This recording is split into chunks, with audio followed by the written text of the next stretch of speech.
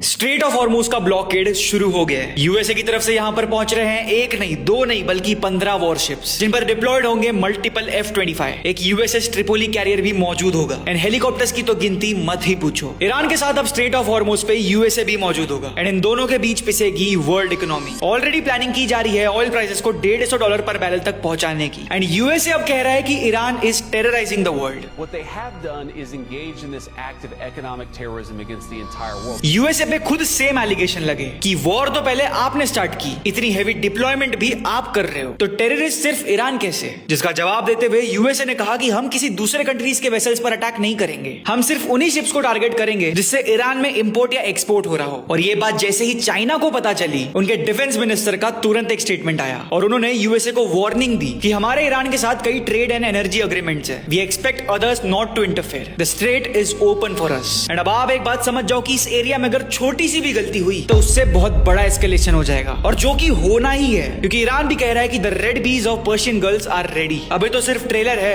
Picture अभी बाकी है, सेड ईरान। एंड तुम मानो ना मानो पर दुनिया की नजर में अब ईरान पॉजिटिव बनता जा रहा है। एंड जब से ट्रंप ने पोप को बुरा भला बोला है, तब से यूएसए पे एंटी क्राइस्ट का भी टैग लग रहा है। एंड ईरान जैसा इस्लामिक देश भी पोप का स्टैंड ले रहा है, जिससे ट्रंप और खराब दिख रहे हैं। प्लस उनका इजराइल के साथ कनेक्शन उनका और ज्यादा नुकसान कर रहा है, क्योंकि आपको पता नहीं होगा पर इजराइल ने लेबनान में नरसंहार मचा दिया है एंड लेबनान को इजराइल बनाने की तैयारी अब शुरू हो चुकी है, जहां Israeli bulldozers are wiping out civilian homes in south Lebanon, ताकि वहां पर इजरायली सेटलमेंट्स बन पाए। We are literally witnessing the colonisation in 2026, जो हमें क्लियरली बता रहा है कि पावर से बड़ी आज भी कोई चीज नहीं है। एंड नाउ मुझे पता है कि आपको मेरी बात रेपिटेटिव लग सकती है, बट ट्रस्ट मी, इस पूरे सिनेरियो में आगे बहुत कुछ होने वाला है। एंड मैं आपको गारंटी देता हूं कि जो भी अपडेट आएगी वो सबसे पहले आपको इंडियन लास्ट 24 आवर के पेज पर ही देखने मिलेगी वाया ब्रेकिंग न्यूज पोस्ट। फिर हर शाम 6 से 7 के बीच एक डेडिकेटेड वीडियो आएगी जिसमें लास्ट 24 घंटों की सारी इंपॉर्टेंट न्यूज कवर्ड होंगी एंड हम हर रात एक ऐसा डिटेल वीडियो आपके लिए लाएंगे जिसे देख के आपको वॉर की सारी अपडेट मिल जाएगी। इसीलिए मैं बार बार हर रोज कह रहा हूं, ज्यादा सोचो मत, फॉलो कर दो इंडियन लास्ट 24 आवर्स को अभी के अभी।